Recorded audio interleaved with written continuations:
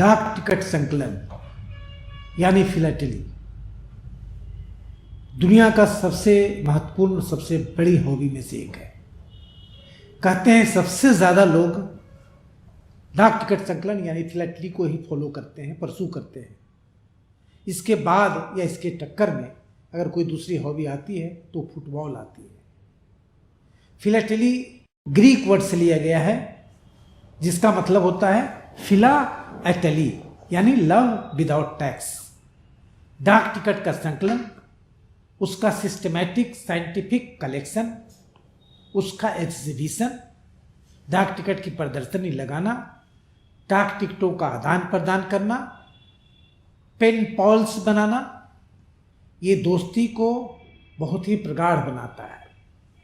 डाक टिकट संकलन अत्यंत ही रोमांचक, अत्यंत ही आकर्षक, अत्यंत ही रंगारंग हॉबी है, क्योंकि एक छोटा सा डाक टिकट एक कहानी कहता है। Every stamp has a story behind it. That story tells about everything about the time, everything about the place, everything about the country। किसी एक डाक टिकट उस कंट्री के करेंसी के बारे में बताता है, कलर्स के बारे में बताता है, प्रिंटिंग टेक्नोलॉजी के बारे में बताता है, वहाँ की साइंस एंड टेक्नोलॉजी के बारे में बताता है, वहाँ के फौना एंड फ्लोरा के बारे में बताता है, वहाँ के इतिहास के बारे में बताता है, वहाँ के भूगोल के बारे में बताता है, वहाँ की कला संस्कृति के बारे में बताता है। एक छोटा सा डाक टिकट किसी देश का, किसी समाज का एम्बेसडर है। एक डाक टिकट आपको पूरी कहानी उस समाज की, उस देश की कह देता है। इसलिए कई लोगों ने कहा है, हमारे भूतपूर्व प्रधानमंत्री श्रीमान अटल बिहारी वाजपेयी जी ने भी कहा था कि विश्व भ्रमण से अच्छा है डाक टिकटों का कलेक्शन, क्योंकि डाक टिकटों का कलेक्शन आपको विश्व भ्रमण का आनंद दे जाता है। इसलिए कहते हैं कि डाक टिकट is a window to the world. एक दुनिया का झरोखा है डाक टिकट, छोटा सा डाक टिकट दुनिया का झरोखा है।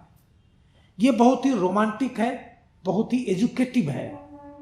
एक डाक टिकट किसी भी सब्जेक्ट के बारे में उतनी जानकारी दे देता है जितनी जानकारी आपको एक पूरी किताब पढ़ के मिलता है।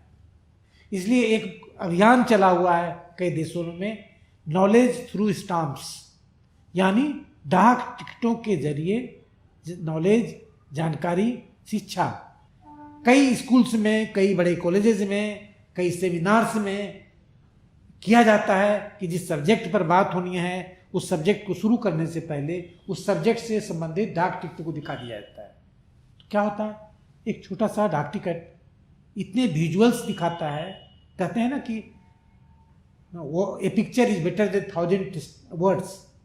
तो स्टाम्प जो है वो विजुअल देता है, और कोई भी विजुअली जब आपको बताया जाता है, पिक्टोरियली बताया जाता है, पिक्चर के साथ बताया जाता है, तो उसमें ग्रास्प ज़्यादा आसानी से करते हैं। उस नॉलेज को आप जो इजीली, आसानी से प्राप्त कर सकते हैं, ग्रहण कर सकते हैं। इसलिए एजुकेशन का एक बहुत ही क्रिएटिव टूल है, best creative tool of learning stamp.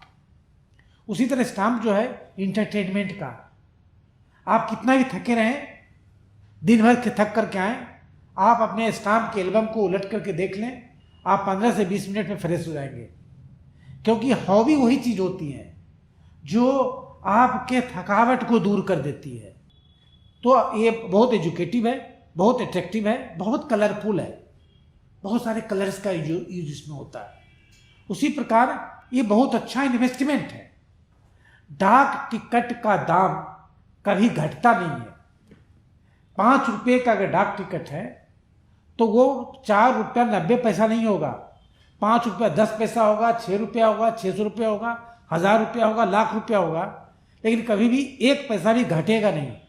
तो ऐसा एकमात्र यही एक इन्वेस्टमेंट है डाक टिकट का कलेक्शन का, उसका, जिसमें कि कभी आपको घाटा नहीं होगा।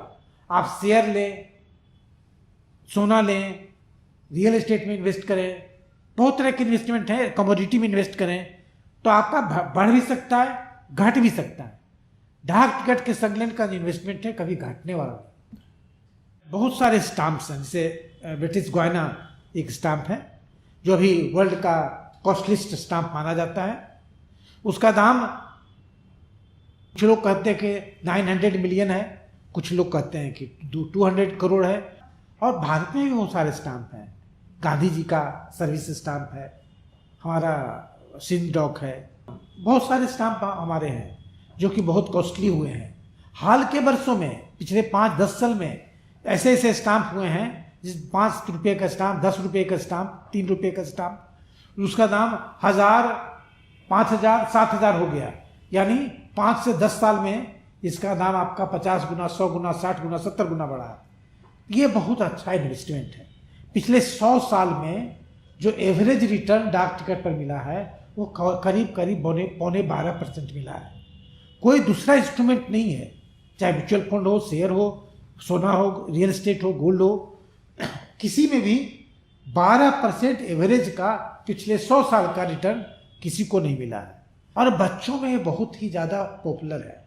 पिछले सिर्फ 2 साल में हमारे बिहार में करीब 20,000 से ज़्यादा बच्चों ने डाक टिकट संकलन का जो क्लब है, फिलैटलिक डिपॉजिट अकाउंट है, उसके मेंबर बने। और उसका मेंबर बहुत आसानी से बना जा सकता है। मात्र 200 रुपया जमा करके आप फिलैटलिक डिपॉजिट अकाउंट्स का खोल सकते हैं। किसी भी फिलैटलिक ब्यूरो में खोल सकते हैं, किसी भी प्रधान डाकघर में खोल सकते हैं। और जितने डाक टिकट आपको निकलेंगे, जितने फर्स्ट डे कवर निकलेंगे, जितने स्पेशल कवर निकलेंगे, विशेष आवरण निकलेंगे, प्रथम दिवस आवरण निकलेंगे, ब्रोशर निकलेंगे, जितने भी तरह के फिलैटलिक आइटम्स निकलेंगे, आपको बिना कोई डाक खर्च के आपके घर तक पहुंचा दिया जाएगा। आप उसका आनंद ले सकते हैं, एक्सचेंज कर सकते हैं और कोई खर्चा नहीं। उसके अलावा आप पटना जीपीओ के फिलैटलिक ब्यूरो में, गया के फिलैटलिक ब्यूरो में, मुजफ्फरपुर के फिलैटलिक ब्यूरो में आइए, उसका डाक टिकटों का परमानेंट एग्जीबिशन है, उसका आनंद उठाइए। हर साल हम लोग 2, 4, 5, 10 फिलैटलिक एग्जीबिशन करते हैं, उसमें पार्टिसिपेट कीजिए। बहुत सारे बड़े बड़े फिलैटलिस्ट हमारे बिहार में हैं। RS गांधी हैं, प्रदीप अग्रवाल हैं, प्रदीप जैन हैं, बहुत लोग हैं। परमजीत गांधी हैं, कमलजीत गांधी हैं, परमजीत सिंह हैं, कमलजीत गांधी हैं। इस तरह के बहुत से, LK मिश्रा हैं, बहुत लोग हैं, मल्होत्रा साहब हैं, बहुत लोग हैं बड़े बड़े जो नेशनल और इंटरनेशनल पर लेवल पर ब्रॉन्ज, गोल्ड, वर्मिलियन इस तरह के अवार्ड्स और जीते हैं और बड़ा नाम उनका है। उनके बुक्स हैं। अपने बच्चों को इसको अपनाने के लिए कहें। अगर आपके बच्चे इसको अपनाएंगे तो उनका टाइम फालतू का गैजेट्स पर नहीं जाएगा, व्हाट्सएप और इधर उधर फालतू के जो डिस्ट्रैक्शंस हैं, आज के डिजिटल डिस्ट्रैक्शंस, उसमें नहीं जाएगा। और डाक टिकटों के द्वारा बहुत नॉलेज उनको होगा। आपको बताते हुए हमें बहुत खुशी होती है कि पूरे विश्व के कम से कम 50 राष्ट्राध्यक्ष हुए जो डाक टिकट संकलन की हॉबी को अपनाते रहे हैं। हमारे देश में भी कई लोग, गांधी जी भी थे, अटल बिहारी वाजपेयी थे, बहुत जवाहरलाल नेहरू थे, विश्व के स्तर पर रूजवेल्ट थे। बहुत लोग हैं जो डाक टिकटों के संकलन हॉबी को अपनाए हुए हैं, आज भी हैं। कौन बनेगा करोड़पति में बहुत सारे विनर्स हैं। बहुत सारे विनर्स हैं जो डाक टिकट संकलन की हॉबी, फिलैटली की हॉबी को अपनाए। और उनका कहना है कि फिलैटली की हॉबी के चलते उनको बहुत ही जानकारी मिली और उसके चलते उनको बहुत फ़ायदा मिला कौन बनेगा करोड़पति के क्विज कॉन्टेस्ट में। तो ये नॉलेज का बहुत अच्छा साधन है। नॉलेज थ्रू स्टाम्प एक मूवमेंट है। आज ही इसको अपनाएं। डाक टिकटों की दुनिया में आपका स्वागत है। डाक टिकटों की रंगारंग दुनिया में आपका स्वागत है। आज ही इसको अपनाएं। आज ही एक फिलैटलिक डिपॉजिट अकाउंट खोलें।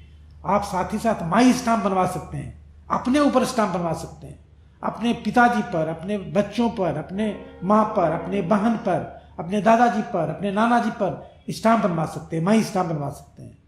कितना खुशनुमा सुंदर गिफ्ट होगा उनके बर्थडे पर, फादर्स डे पर, मदर्स डे पर, टीचर्स डे पर। हम गिफ्ट क्या दें, हमेशा कंफ्यूजन में रहते हैं। उन्हीं के ऊपर स्टाम्प निकाल करके उन्हें गिफ्ट में दें। और ये स्टाम्प वैसे ही स्टाम्प होगा जैसा कोई दूसरा स्टाम्प होता है। इसको आप यूज कर सकते हैं डाक टिकट को चिट्ठियों पर लगा करके। ऐसी लगी हुई चिट्ठी अगर कि आपके दादाजी को उन्हीं का फोटो का स्टाम्प लगा हुआ मिले नाना जी को, आपके टीचर्स को, तो उनके आनंद की कोई सीमा नहीं रहेगी। तो एक आनंद क्रिएट कीजिए अपने बुजुर्गों के लिए, अपने बच्चों के लिए, अपने दोस्तों के लिए, अपने साथी के लिए, रिलेटिव्स के लिए। और स्टाम्प की दुनिया में, डाक टिकट की दुनिया में, माई स्टाम्प की दुनिया में पधारिए, आपका स्वागत है।